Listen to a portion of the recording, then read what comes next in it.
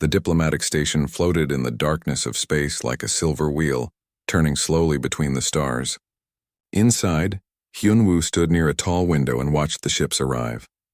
His reflection stared back at him, a young man with tired eyes and nervous hands. He had been traveling for 3 weeks to reach this place, and now his real work would begin. This was humanity's first real meeting with the Ashkari. Everyone said the Ashkari were important. They were old, powerful, and controlled half the known galaxy. If humanity wanted to survive out here among the stars, they needed the Ashkari to accept them. That was why Hyunwoo was here. He was a translator and cultural expert, though he felt like neither right now. The door behind him opened with a soft sound. Hyunwoo turned and saw her for the first time. She was tall, taller than any human, with skin that looked like polished silver. Strange markings covered her arms and neck, glowing faintly with blue light. Her eyes were large and completely black without any white parts. She wore simple robes that seemed to flow like water when she moved. Everything about her was strange and beautiful and frightening all at once. "You are the human liaison," she said. Her voice was cold and clear, like ice breaking. She spoke perfect English, but something about the way she said the words made them sound wrong. "Yes," Hyunwoo said. He tried to smile. "My name is Hyunwoo. I will be helping with communication and cultural understanding." The alien woman looked at him for a long moment. Her face showed nothing. No smile, no frown, nothing at all. "I am Velmarai. I have been assigned to evaluate your species' diplomatic competence." The word evaluate hit Hyunwoo like cold water. This was a test. Humanity was being tested, and he was part of it. "I hope we can learn from each other," he said carefully. Velmarai tilted her head slightly. "Humans have much to learn. We will see if you are capable of it." Over the next few hours, Hyunwoo sat in a conference room with Velmarai and tried to explain human diplomatic customs. It was harder than he expected. Everything that seemed normal to him appeared strange to her. When he mentioned that humans sometimes gave gifts to show friendship, she asked why humans needed physical objects to prove their intentions. When he explained that humans shook hands as a greeting, she said it seemed inefficient. "Your species relies heavily on physical contact and emotional gestures," she observed. "This seems primitive." Hyunwoo felt a flash of anger but pushed it down. Getting defensive would not help. "We're social creatures," he said instead. "Touch and emotion help us connect with each other. The Ashkari do not require such things. We communicate through clarity and logic." "That sounds lonely," Hyunwoo said before he could stop himself. Velmarai's markings flickered briefly, the blue light pulsing once. She looked away. "It is efficient." The meetings continued day after day. Velmarai asked hundreds of questions about human behavior, culture, and history. She wanted to know why humans fought wars, why they created art, why they fell in love. Every answer Hyunwoo gave seemed to puzzle her more. One afternoon, Hyunwoo was trying to explain the concept of humor. He told her a joke, something simple about a mistranslation between two aliens. He did not expect her to understand it. But when he finished, Velmarai made a sound, a short, sharp breath that almost sounded like laughter. She stopped immediately. Her markings flashed bright blue, then dimmed. She stood up quickly, her face still showing nothing, but something had changed. "This session is concluded," she said, and left the room without another word. Hyunwoo sat alone, confused. Had he offended her? He did not know. The next day, Velmarai returned as if nothing had happened. But she was different somehow. She asked her questions more carefully. She watched him more closely. And sometimes, when he explained something about humanity, her markings would glow just a little brighter. A week into their meetings, another human diplomat, an older man named Ambassador Park, made a comment during a group session. "These Ashkari think they're better than everyone," he muttered, not quietly enough. "Cold fish, all of them." Velmarai heard it. Hyunwoo saw her markings dim completely, the light going out like a candle. She said nothing, but he knew the words had hurt her. How he knew he could not say. Maybe it was the way she held herself more stiffly, or the way her eyes seemed even more distant than before. "Ambassador Park," Hyunwoo said loudly, standing up. "That's inappropriate and disrespectful. Velmarai has shown us nothing but patience and professionalism. We should do the same." The room went quiet. Ambassador Park looked angry but said nothing more. Velmarai turned her black eyes to Hyunwoo. He could not read her expression, but her markings slowly began to glow again, soft blue light returning. After the meeting ended, Velmarai approached him in the corridor. They were alone. The station's lights hummed softly overhead. "Why did you defend me?" she asked. Hyunwoo shrugged. It was the right thing to do. He was being rude, but I am not human. I am evaluating your species. Defending me does not benefit you politically. Maybe not, Hyunwoo said. But you're still a person. You deserve respect. Velmarai was quiet for a long time. Her markings pulsed slowly, a rhythm like a heartbeat. Humans are very strange, she finally said. I'll take that as a compliment. Something changed in her face, just barely. The corner of her mouth moved, not quite a smile, but close. Perhaps it was meant as one. From that day forward, their meetings felt different. Velmarai still asked her questions, still took her notes, still maintained her professional distance. But sometimes she would ask about things that had nothing to do with diplomacy. She wanted to know about Earth's oceans, about human music, about what it felt like to miss home. And Hyunwoo found himself wanting to tell her everything. He did not know it yet, but he was already beginning to fall. And somewhere deep inside, in a place she did not want to examine, Velmarai was beginning to fall too. The human had made her laugh, had defended her honor, had treated her like a person instead of an alien curiosity. Her people had rules about such things. Strict rules, sacred rules. But rules, Hyunwoo would teach her, were made by people, and people could be wrong. The station's observation deck was empty when Hyunwoo arrived. He carried a small bag with him, the kind humans used to carry personal items. Inside were things he hoped might interest Velmarai, though he was not sure why he cared so much about interesting her. She arrived exactly on time, as always. The Ashkari did not seem to understand the concept of being late or early.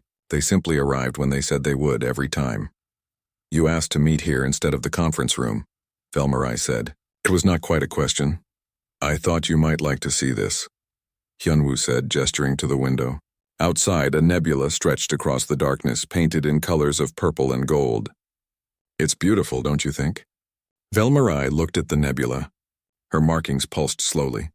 It is a cloud of ionized gas and dust. The colors are merely the result of different elements being excited by radiation. That's one way to look at it, Hyunwoo said with a small smile.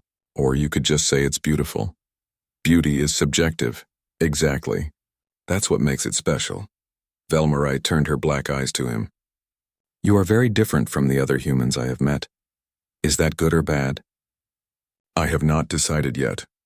They sat down at a small table near the window. Hyunwoo opened his bag and pulled out a small device, a portable music player. I wanted to share something with you. You've been asking so many questions about humanity. I thought maybe instead of just telling you, I could show you. Show me what? Music, human music. He pressed a button and soft sounds filled the air. It was a piano piece, gentle and sad and somehow hopeful all at once.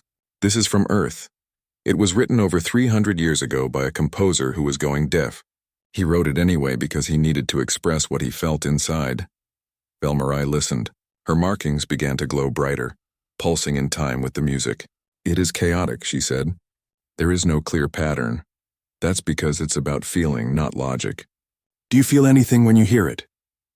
She was quiet for a long moment. I am not certain. There is something. It is uncomfortable. Uncomfortable how? It makes me feel as though something inside me wants to move, but I do not know in which direction. She looked away from him. The Ashkari do not experience art in this way. We have music, but it is mathematical. Perfect. This is messy. Life is messy, Hyunwoo said. That's what makes it worth living. Over the following weeks, their sessions became less formal. Velmarai would arrive and they would talk, really talk about everything and nothing. Hyunwoo learned that her homeworld had 3 moons and forests made of crystal that sang in the wind. He learned that the Ashkari lived for hundreds of years, that they had been exploring space when humans were still learning to write, that they valued control above all things. And he told her about Earth, about oceans so deep no light reached the bottom, about mountains that touched the clouds, about cities that never slept. He told her about his family, his mother who worried about him being so far from home, his younger sister who wanted to be an astronaut. He showed her human literature, poetry written by people who had been dead for centuries but whose words still mattered. Why do humans preserve the words of the dead? Velmarai asked one day. She was holding a book of poetry. turning the pages carefully with her long fingers. Because they help us understand what it means to be human. They remind us that we're not alone in what we feel. The Ashkari do not need such reminders. We know what we are, do you? Hyunwoo asked gently. Or do you know what you're supposed to be? Velmarai's markings flickered, the light going uncertain. She did not answer. One evening, Hyunwoo brought her tea, a human drink made from dried leaves and hot water. My mother used to make this when I was worried about something, he said. It won't solve any problems, but it helps anyway. Velmarai accepted the cup, holding it in both hands. She studied the steam rising from the surface. This is inefficient. If the drink is too hot to consume immediately, why not wait until it cools? Because sometimes the ritual matters more than the efficiency. Sometimes taking time to do something slowly is the point. She sipped the tea carefully. Her markings brightened. It is pleasant, see? Not everything has to be logical to be good. They talked late into the station's artificial night. Velmarai told him things she had never told anyone. About how lonely it was to be Ashkari. How every emotion had to be controlled and measured. How she sometimes wondered what it would be like to simply feel, without thinking about whether the feeling was appropriate. And Hyunwoo listened, really listened, the way few people in her life ever had. Do you ever get angry? He asked. Anger is permitted in specific circumstances under controlled conditions. That's not what I asked. I asked if you get angry. Velmarai was quiet. Sometimes I feel something that might be anger, but I do not express it. That sounds exhausting. It is what we are taught. Control is strength. Emotion is weakness. I think that's backwards, Hyunwoo said. Feeling something and choosing what to do with it, that's strength. Not feeling anything at all is just emptiness. Her markings pulsed rapidly. A sign he had learned meant she was disturbed or confused. Your species is very young. You cannot understand the wisdom of millions of years of cultural evolution. Maybe. Or maybe being old doesn't mean being right. Another diplomat, a human woman named Jiwoo, pulled Hyunwoo aside one day. You're spending a lot of time with that Ashkari, she said. Her tone was concerned, not accusatory. It's my job to build cultural bridges, I know. But be careful. I've been reading about their species. They're not like us. They don't bond the way we do. You could get hurt. I'm just doing my job, Jiwoo. She gave him a look that said she did not believe him. Just be careful. But it was already too late for careful. Hyunwoo thought about Velmarai when he was supposed to be working. He found himself looking for her in corridors, hoping to accidentally run into her. He saved interesting things to tell her, jokes to try to make her almost laugh again, questions to make her markings glow bright with thought. And Velmarai, though she would not admit it even to herself, had begun listening to the human music alone in her quarters. She had begun reading the poetry he gave her. She had begun wondering what it would be like to be human, to feel so openly, to care so much about things that logic said did not matter. Her markings glowed more often now. Bright blue light that was becoming harder to control. Other Ashkari had started to notice. It was inappropriate. It was dangerous. It was happening anyway. Neither of them said anything about what was growing between them. Neither of them acknowledged the way they looked at each other. The way conversation stretched longer than necessary. The way silence between them felt comfortable instead of awkward. They were standing on a dangerous edge, and both of them knew it. But knowing something and stopping it were two very different things. And humans, as Hyunwoo could have told her, were very bad at stopping themselves from falling. The diplomatic talks were failing. Everyone could feel it in the air, tension thick as smoke. The Ashkari Council had been debating for weeks about whether to grant humanity access to the trade routes that connected the major systems. Without those routes, human colonies would struggle. Some might even fail. Hyunwoo spent his nights in the station's archives, searching through records and treaties and old agreements. He was looking for something, anything, that might help humanity's case. His eyes burned from staring at screens for too long. His back ached from sitting in uncomfortable chairs. But he kept working because people were depending on him, on all of them. It was late, maybe 3 a.m. by the station's artificial time, when Velmarai found him. She appeared in the doorway of the archive room like a silver ghost, her markings glowing softly in the dim light. You should rest, she said. Hyunwoo looked up from his work. His vision was blurry. Can't rest. Too much to do. She moved closer, looking at the screens he had open. You have been here for 16 hours. Has it been that long? He rubbed his eyes. I lose track of time when I'm working. This is unhealthy. Your species requires regular sleep cycles. My species also requires those trade routes. He pulled up another document, scanning it quickly. There are children in the outer colonies who are going hungry because supply shipments take too long. There are medical supplies that could save lives but can't get where they need to go fast enough. This isn't just about politics or trade. It's about people. Real people who are suffering. Velmarai sat down across from him. It was the first time she had ever sat without being invited. The Council does not understand human attachment to individuals outside your immediate family groups. We find it inefficient. Maybe it is inefficient, Hyunwoo said. His voice was tired, worn thin by exhaustion and worry. But those children are not my children. Those sick people are not my family. I've never even met most of them. But they're still human. They're still people. And if I can help them, I have to try. That's what it means to be human. We care about each other, even strangers, even people we'll never meet. We carry each other's pain because we can't stand to see someone suffer if we can do something about it. He did not realize he was crying until Velmarai reached across the table and touched his hand. Her skin was cool and smooth, and her markings flared bright blue at the contact. She pulled her hand back quickly as if she had touched something hot. I apologize, she said. That was inappropriate. It's okay. Hyunwoo wiped his eyes, embarrassed. Sorry, I'm just tired. They sat in silence for a long moment.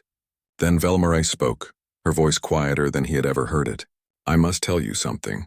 Something you should know about my people. What is it? The Ashkari mate only once in our lives. When we choose a partner, it is permanent. Our biology bonds us to that person completely. We cannot unbond. We cannot choose again. This is why we control our emotions so carefully. To bond with the wrong person would be a lifetime of suffering. Hyunwoo felt something cold settle in his stomach. Why are you telling me this?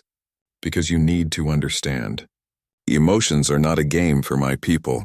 They are not something we can indulge in and then set aside. When we feel something, it is dangerous. It is permanent. We control what you humans indulge in freely. That sounds like a prison. Her markings pulsed rapidly, the light flashing like a warning. It is safety. It is wisdom. It is the only way we can survive. But do you live? Hyunwoo asked. Or do you just survive? Velmarai stood abruptly. Her hands were shaking just slightly enough that he could see it. I should not have come here. I should not have stayed. I should not. She stopped, closing her eyes. When she opened them again, they were fixed on him with an intensity that made his breath catch. You are making this very difficult. Making what difficult? My evaluation, my duty, I control. Her markings were blazing now, brighter than he had ever seen them. You should not have defended me that first day. You should not have shared your music and your poetry. You should not have told me about hungry children and made me care about human suffering. You should not have made me laugh. Velmarai, I need to leave. She moved toward the door, her robes flowing around her. But she stopped at the threshold, her back to him. The Council will make their decision soon. I have tried to speak for humanity.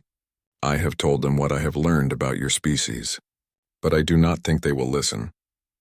They fear you. They fear what you represent. What do we represent? Chaos. Change. The possibility that their way is not the only way. She looked back at him over her shoulder. You are dangerous, Hyunwoo. Not because you are violent or cruel, but because you make people want to be different than they are. You make people want more than they should. She left before he could respond. Hyunwoo sat alone in the archive room, his work forgotten. He knew what she had really been saying. He had known for weeks, if he was honest with himself. There was something between them, something neither of them wanted to acknowledge because acknowledging it would make it real.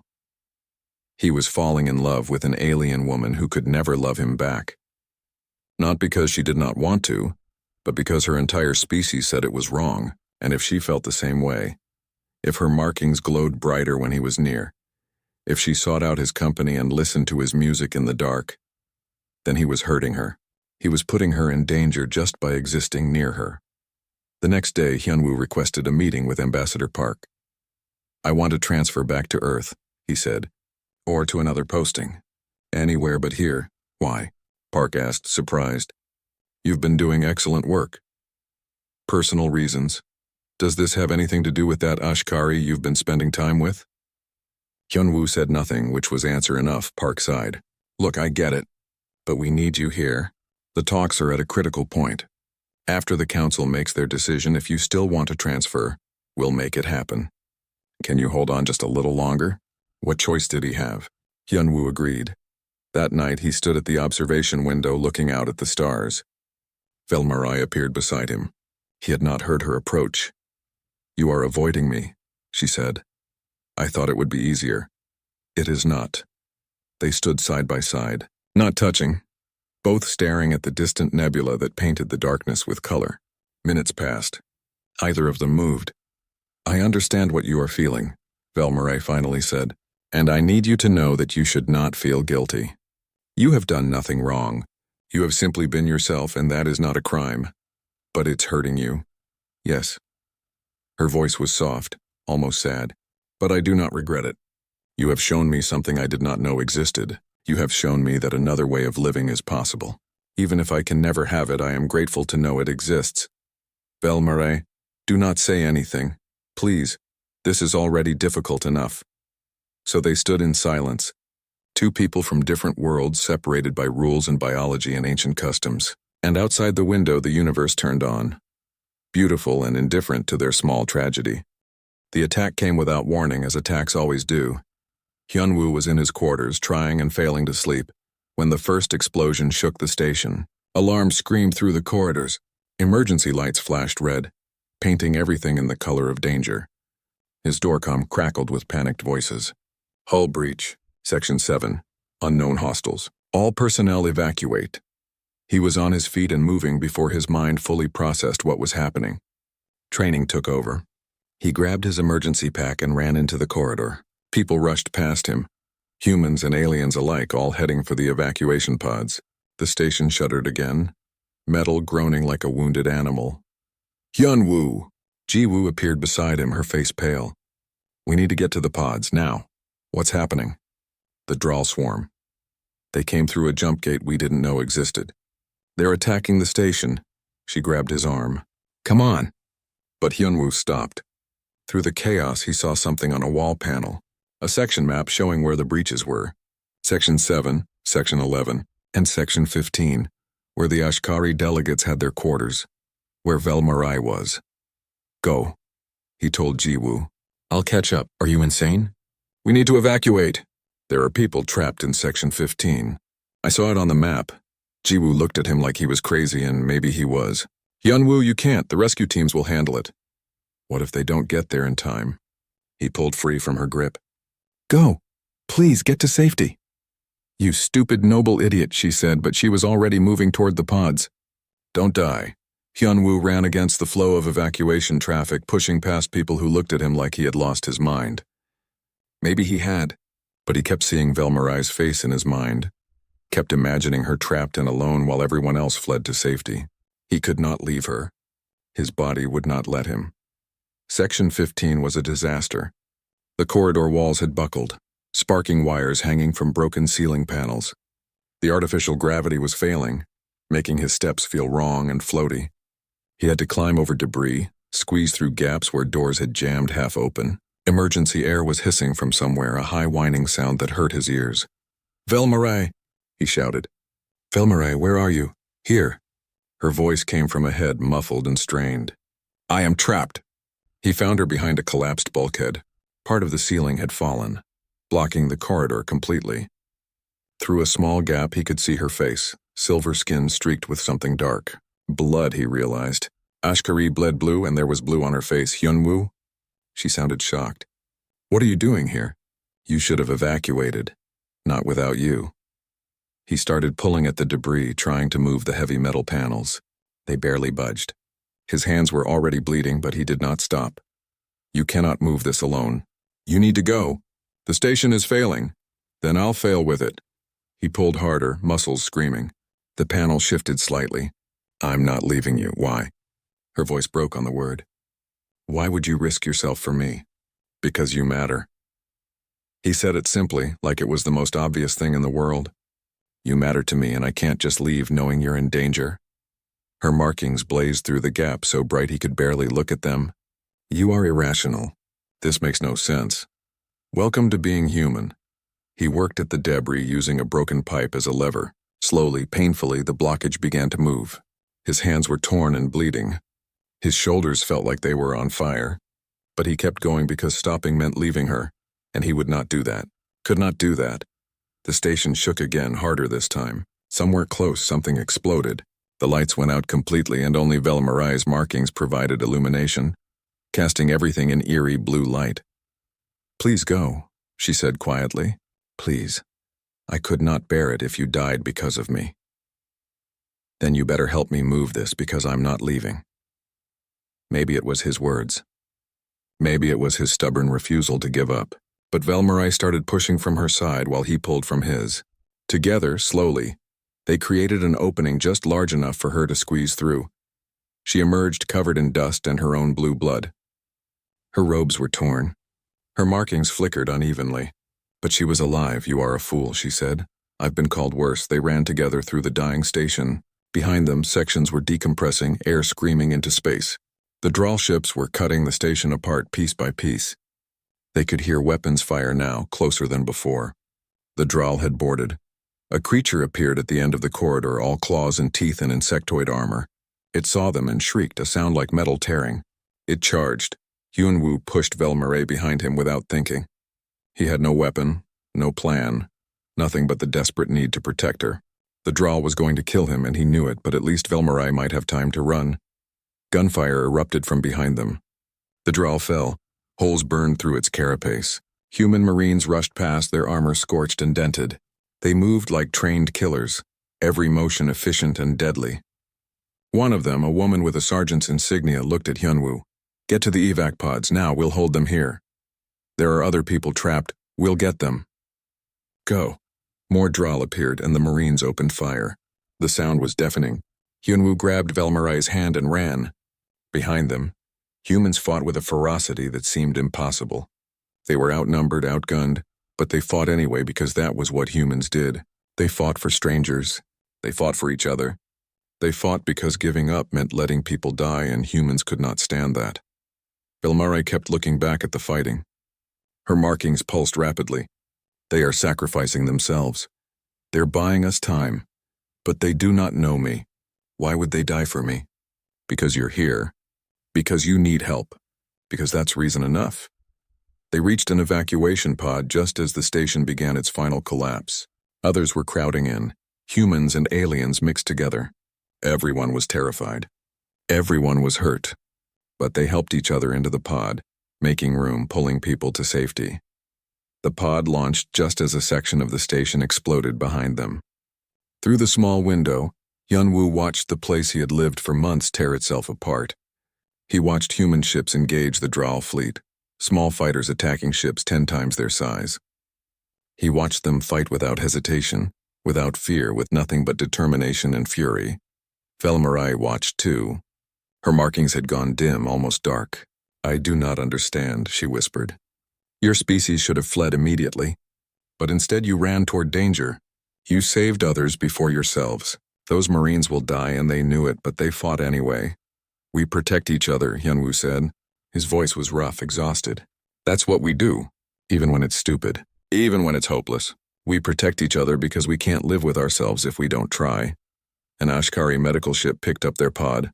They were safe. But as they boarded the pristine, sterile corridors, both of them knew something had changed. Velmarai had seen humanity at its most naked, most vulnerable, most fierce.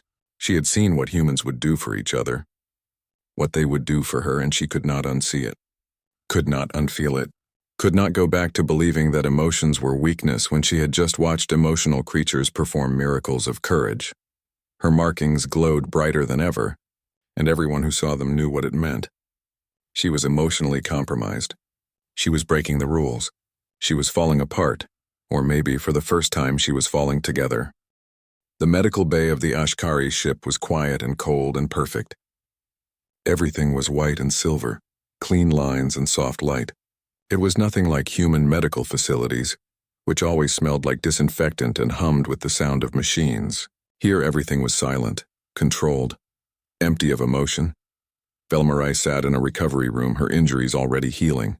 Ashkari medicine was far advanced beyond human technology. The cuts were closing, the bruises fading, Soon there would be no physical sign that she had nearly died, but something inside her had broken, and no medicine could fix that. She stared at her hands.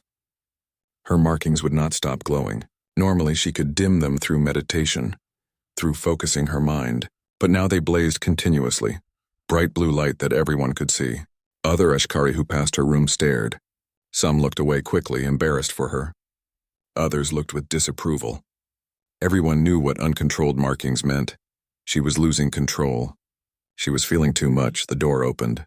An elder Ashkari entered, his skin darker silver, his markings dim with age and discipline. Velmarai, we need to discuss your condition. I am recovering well. The doctors say, I am not speaking of your physical injuries. He gestured to her markings. This is unacceptable. You have been compromised. I was in a traumatic situation. My response is natural. Natural for humans, perhaps. Not for us. You will undergo emotional reconditioning. We will correct this. No. The word came out before she could stop it. I refuse. The elder's markings flickered with surprise. You refuse medical treatment? I refuse to forget what I learned. I refuse to pretend I did not see what I saw. And what did you see? Humans dying to save me. Humans running toward danger when any logical being would run away. Humans protecting strangers because they cannot bear not to. Her voice grew stronger. I saw strength that we call weakness. I saw courage that we call recklessness. I saw everything we have been taught to suppress, and it was beautiful. The elder was quiet for a long moment. You are speaking dangerously. The council will need to evaluate your fitness to serve. After he left, Velmarai sat alone with her blazing markings and her breaking heart. She knew what she had to do. She had known for weeks if she was honest with herself. But knowing and accepting were two different things. She accessed the Ashkari database searching for information about humans. There were thousands of files, observations collected over the years of first contact. She read about human emotions, about how they bonded, about how they loved. She read clinical descriptions of irrational behavior, of humans sacrificing themselves for others, of humans choosing feeling over logic again and again. And then she found a file about human love. She read it 3 times, her markings pulsing brighter with each reading.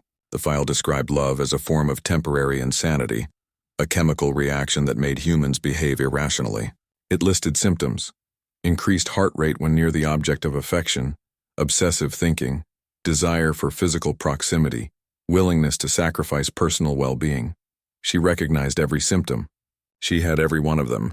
She was in love with Hyunwoo. The knowledge settled over her like cold water, shocking and undeniable. She had been falling for weeks, maybe since that first day when he made her laugh. And now she had fallen completely, and there was no way to climb back up. She found him in the human section of the ship, in a common area where the rescued humans were gathered. He was helping distribute food and blankets, talking to frightened children, comforting crying adults. Always helping, always caring, always so impossibly frustratingly human. Hyunwoo. Her voice was harder than she intended. I need to speak with you alone. He followed her to an empty corridor. Under the harsh lights, his injuries were visible. Bandages on his hands, bruises on his face, exhaustion in his eyes. He had gotten hurt saving her. He had nearly died for her, and she had let him because she had been too weak to push him away. You fell in love with the wrong person, human. The words came out sharp, accusatory. You should have stayed away from me. You should have run toward those evacuation pods like everyone else. But instead you came for me and you nearly died. And it is because you are in love with me. Is that not true? Hyunwoo did not even try to deny it. Yes, why? She stepped closer, her markings blazing so bright they cast shadows. Why would you love someone so wrong for you? Someone who can never give you what you need? Someone whose entire species would condemn such a relationship? I don't know. His voice was quiet, honest. I didn't plan to. I didn't want to because I knew it would be complicated.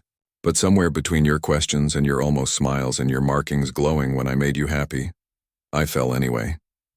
And I'm sorry if that's made things difficult for you. I never meant to hurt you. Hurt me? She laughed, a sound without humor. You have destroyed me. Do you understand that? My markings will not stop glowing. I cannot control my thoughts. I access the human database every night and read about your music and your poetry, because I want to understand you better. I listen to the songs you gave me until I have memorized every note. I think about you constantly, obsessively, irrationally. You have made me feel things that my people spend their entire lives trying to avoid. And the worst part, the absolutely worst part, is that I do not want to stop feeling them." Her voice broke on the last words. Hyunwoo stared at her, his expression shifting from surprise to something else. Something that looked like hope and fear mixed together. "Bellamere, I am in love with you." She said it plainly, like ripping off a bandage. "I am in love with you, and it is destroying everything I was taught to be. My career is over. My place in society is ruined. The council will strip me of my position. Other Ashkari look at me with pity or disgust. And I do not care. That is what you have done to me. You have made me not care about the consequences. I never wanted that for you. I know. You would leave right now if you thought it would help me. You would walk away and never speak to me again because you think that would protect me." She moved closer until they were almost touching. "But it is too late. The damage is done. I am in love with you, and that cannot be undone. We bond permanently, remember? When an Ashkari falls in love, it is forever. There is no moving on. No forgetting. No finding someone else. You are it for me. The only one. For the rest of my very long life, I will love you and only you. Then what do we do? I do not know." For the first time since he had known her, Velmarai looked lost. Her perfect control was gone. She was just a person, scared and in love and drowning in feelings she did not know how to process. "My people have rules for a reason. Those rules have kept us stable for millions of years. But you make me want to break every single one of them." Hyunwoo reached out slowly and took her hand. Her skin was cool against his. Her markings flared at the contact, blazing bright enough to light the entire corridor. What if the rules are wrong? Then I have wasted my entire life following them. Not wasted. You just learned a different way. She looked at their joined hands. "If I choose you, I lose everything else. My position, my standing, possibly my place in Ashkari society entirely. They may exile me, and if you choose them, then I lose you. And I lose myself, because I cannot go back to who I was before. You have changed me too much." Jiwoo found Hyunwoo later that night. "I heard what happened. I heard she told you how she feels. News travels fast. On a ship full of humans? Always." She sat beside him. "So what are you gonna do?" "I don't know. I don't want to ruin her life. Hyunwoo, I need you to listen to me. Really listen." Jiwoo's voice was serious. "Loving someone means accepting what they choose, even if that choice is you. She's an adult.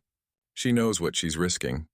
If you make the choice for her, if you walk away to protect her, you're just taking away her agency. You're deciding that you know better than she does what's good for her. Is that really love?" He had no answer to that. In her quarters, Velmarai stood before a window looking at the stars. Her markings glowed steadily now, no longer flickering with uncertainty. She had made a decision. Maybe it was the wrong decision. Maybe it would destroy her. But it was her decision and she would stand by it. She loved a human. Impossible, inappropriate, completely illogical, but true. And truth, she was learning, mattered more than rules. The emergency summons came 3 days later. The Ashkari Council was convening, and Velmarai was required to attend. Everyone knew what it meant. She was going to be judged for her emotional compromise, stripped of her position, possibly exiled. The whispers had already started spreading through the ship. The diplomat who fell in love with a human. The one who lost control. Hyunwoo found her preparing for the meeting. She wore formal robes, deep blue, that made her markings look even brighter. She looked beautiful and terrified and determined all at once. "You don't have to do this," he said. "We can find another way." "There is no other way. I must face the council."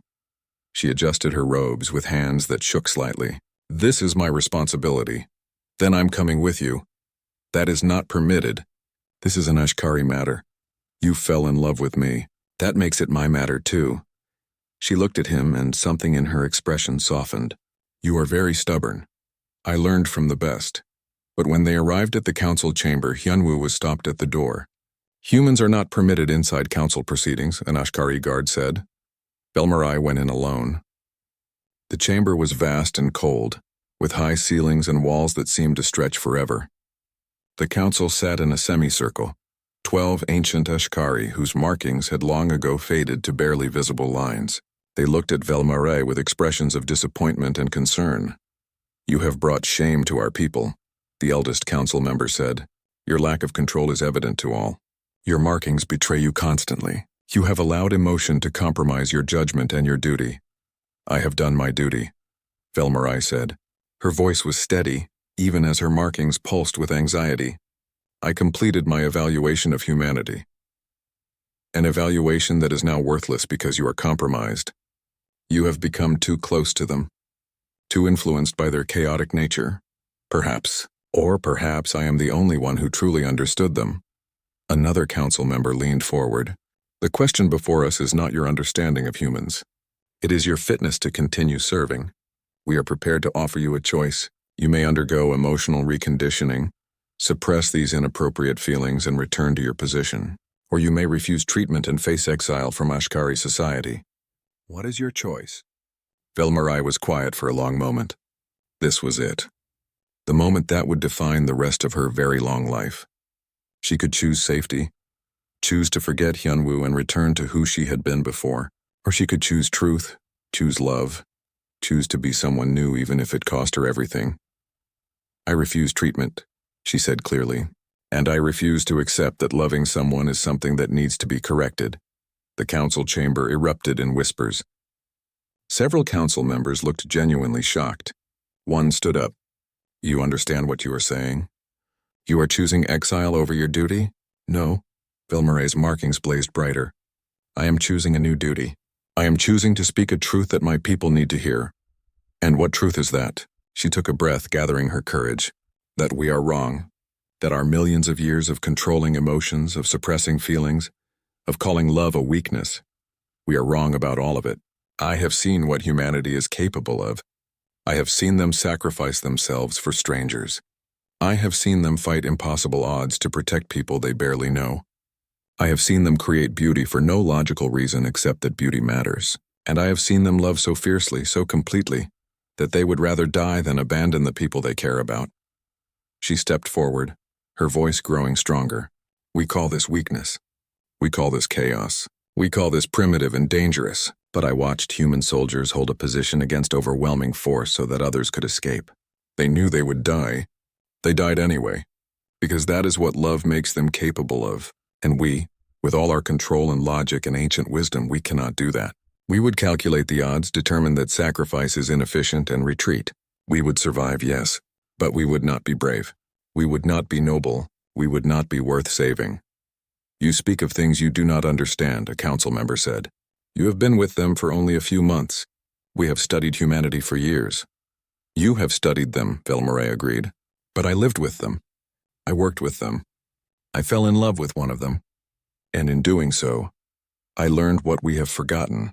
That control is not the same as strength. That logic is not the same as wisdom. That surviving is not the same as living. At that moment, alarms began to sound throughout the ship. Emergency alerts flashed on every screen. A council aide rushed into the chamber. The Draal swarm. They have attacked the human colonies. Dozens of ships. Millions of humans are in danger. The council immediately began debating. Should they intervene? The Draal were a known threat, but the Ashkari had remained neutral in most conflicts. Getting involved would set a precedent. It would require resources. It would risk Ashkari lives. The logical choice was to remain neutral. We should not involve ourselves in human affairs, one council member said. It is not our responsibility. If we do not help them, millions will die, another responded. Millions of humans. Not Ashkari. We must prioritize our own people. Velmarai listened to them debate, watched them calculate costs and benefits, heard them discuss human lives like numbers on a report, and something inside her broke completely, or maybe it finally came together. I claim the right to speak before the council makes their decision, she said loudly. As a citizen, as a diplomat, I claim that right. The council looked annoyed but could not deny her. It was ancient law. Speak then, briefly. You want to know if we should help humanity. You want to calculate whether their lives are worth Ashkari resources. You want logic and numbers and careful reasoning. But I will give you something else. I will give you the truth. She looked at each council member in turn. I am in love with a human. Deeply, permanently, irrevocably in love, and I am not ashamed of it. The chamber went absolutely silent. What she had just done was unthinkable. She had publicly claimed a bond with a human, an alien, a being her people considered too emotional to be a viable partner. She had broken every rule of her society. Her markings blazed like stars. You see this as weakness. You see my uncontrolled emotions as evidence that I have failed. But you are wrong. This is the strongest I have ever been, because I am willing to stand here and face exile, face disgrace, face the loss of everything I have worked for, rather than deny what I feel. That is strength. That is courage. That is what humans taught me. She pulled up images on the chamber's displays, videos from the station attack. Humans fighting, humans dying, humans saving each other. Look at them. Really look at them. They should have run. Logic says they should have run, but instead they stayed and fought because leaving would mean abandoning people who needed them. How is that not strength? How is that not something worth protecting? A council member stood. You are making an emotional argument about a practical matter. We cannot make decisions based on feelings. Why not?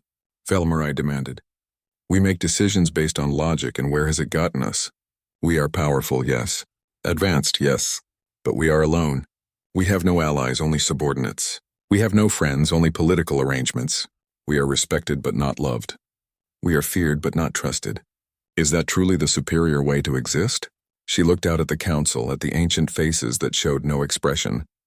I am asking you to do something that goes against everything we believe. I am asking you to act not because it is logical, but because it is right. I am asking you to save humanity not because they can repay us, but because they deserve to be saved. I am asking you to choose compassion over calculation, just this once, and see what happens. And if we refuse? The eldest council member asked. If we make the logical choice to remain neutral? Then I will go anyway. Velmarai's voice was absolute. I will take a ship alone if I must, and I will go to fight beside them. Because that is what you do when you love someone. You stand with them. You fight for them. You choose them, even when choosing them costs you everything. That is what humans do. And if I have learned nothing else from Hyunwoo, I have learned that. The council chamber was silent. 12 ancient beings looked at one young diplomat, whose markings blazed with emotions they had spent their entire lives suppressing. And for the first time in millions of years of Ashkari history, the council faced a question that logic alone could not answer. The vote took 3 hours.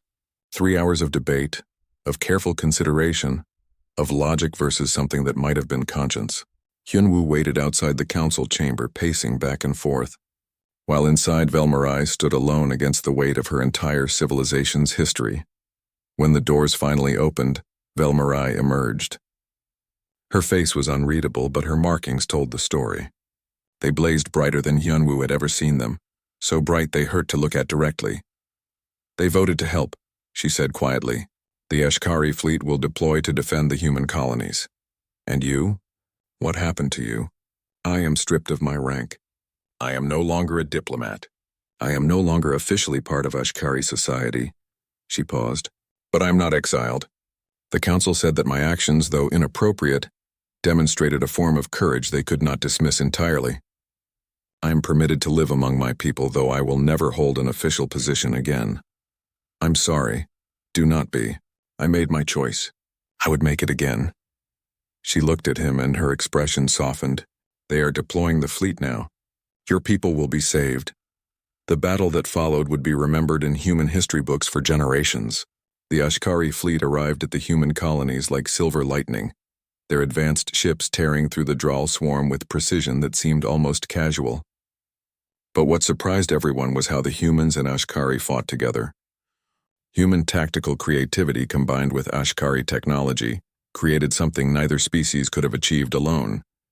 Admiral Dayun commanded the human forces, coordinating with the Ashkari commander in ways that should have been impossible. Humans and Ashkari did not think alike. They did not process information the same way. They did not share the same values. But in battle, those differences became strengths. The Ashkari could calculate firing solutions instantly. The humans could improvise tactics on the fly. Together they were unstoppable. The Draal swarm retreated after losing half their fleet. The human colonies were saved. Millions of lives preserved because one Ashkari diplomat had been willing to stand before her council and speak from her heart instead of her head. After the battle, after the celebrations and the formal thanks and the political ceremonies, Velmarai found herself standing in the landing bay of the Ashkari ship, watching shuttles depart. Other Ashkari passed by her without speaking. Some looked at her with curiosity, others with pity, a few with something that might have been respect. Though they would never say so aloud, she was alone. She had saved millions of lives and lost her place in society in the process. It was the trade she had chosen, but that did not make it easy. "I hear you're looking for a job." She turned. Hyunwoo stood behind her, smiling that small smile that had first made her laugh so many weeks ago. "I do not understand. The human diplomatic corps is expanding. We need people who understand both human and alien perspectives, people who can bridge cultural gaps, people who are willing to break rules when rules get in the way of doing what's right." He stepped closer. "I think you'd be perfect for it. You are offering me a position with humanity. I'm offering you a choice. You can stay here with your people, respected but alone, or you can come with us, work with us, live with us." He held out his hand. "Live with me." Velmarai looked at his hand. Such a simple gesture, so human. Offering touch as comfort, as connection, as promise. Everything her people had taught her to avoid. She took his hand. Her markings blazed, and she did not try to dim them. "I do not know how to do this. The Ashkari do not have relationships like humans do. I do not know how to be in love. I do not know the rules.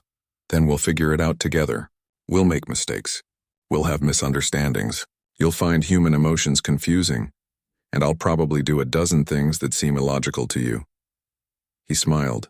"But that's okay. That's how it works. We'll learn as we go. That seems very inefficient. Welcome to being human." 6 months later, Velmarai stood on Earth for the first time. The planet was overwhelming, full of colors and sounds and sensations that her homeworld had never prepared her for. The sky was blue, actually blue, not the purple she had grown up with. The sun was warm on her silver skin. The air smelled like growing things, like life, like chaos and possibility. Hyunwoo's family had been nervous about meeting her at first. His mother had prepared too much food, worried that she would not know what to serve an alien. His sister had asked 1,000 questions, but they had welcomed her anyway, with the same open kindness that had made Velmarai fall in love with Hyunwoo in the first place. "Do you miss it?" Hyunwoo asked her one evening. They sat on a hillside watching the sun set, painting the sky in colors that had no names in her language. "Your homeworld? Your people?" "Sometimes," Velmarai admitted, "but I do not regret leaving. I miss what I had, but I do not want it back." "Does that make sense?" "Perfect sense." She leaned against him, still sometimes surprised that physical affection was permitted, even encouraged. Her markings glowed steadily, a rhythm that had become familiar to both of them. Content, happy, at peace. "I used to think my people had everything figured out," she said. "Millions of years of wisdom, ancient knowledge, perfect control. But you know what I learned?" "What?" "That being old does not mean being right. That having control does not mean having peace. That logic can explain how to survive, but cannot explain why survival matters." She looked up at him. "You humans are very young compared to us. Your civilization is barely a child. You make mistakes constantly. You are emotional and irrational and messy, but you know something we forgot. You know how to live, not just survive. You know that some things matter more than efficiency. You know that love is worth the pain it causes." "You fell in love with the wrong person," Hyunwoo said, repeating her words from months ago. "No." Velmarai smiled, an expression that now came naturally to her, that no longer felt wrong or inappropriate. "I fell in love with exactly the right person. He was wrong for an Ashkari who wanted to follow the rules, but I am not that person anymore. I am someone new, someone who chooses love over logic, who chooses feeling over control, who chooses to live instead of just survive." The sun dipped below the horizon, and stars began to appear in Earth's sky. Somewhere up there, the Ashkari continued their careful, controlled existence. And somewhere up there, humanity continued expanding into the galaxy, bringing their messy, emotional, beautiful chaos with them. And here, on a hillside on Earth, two people from different worlds sat together and watched the stars. They would face challenges. They would have difficult moments. They would sometimes struggle to understand each other. But they would face everything together, and that was enough. In the years that followed, Velmarai became something of a legend. The Ashkari who chose love over logic, the diplomat who spoke truth to power, the bridge between two very different species. Other Ashkari began to ask questions, to wonder if perhaps the old ways were not the only ways. Change came slowly to such an ancient people, but it came. And humanity, as humanity always did, welcomed the Ashkari who wanted something different. They made room for those who wanted to feel, to love, to live with less control and more joy. Because that was the human way. They did not ask people to be perfect. They did not demand emotional control. They simply offered acceptance and hope, and the promise that it was okay to be messy sometimes. Velmarai learned to be human in her way. She learned to laugh without guilt, to cry without shame, to love without apology. She learned that strength was not about control, but about choosing vulnerability. She learned that the scariest thing was also the most worthwhile thing, that love was terrifying and worth it, that falling was less about hitting the ground and more about trusting someone to catch you. And Hyunwoo learned too.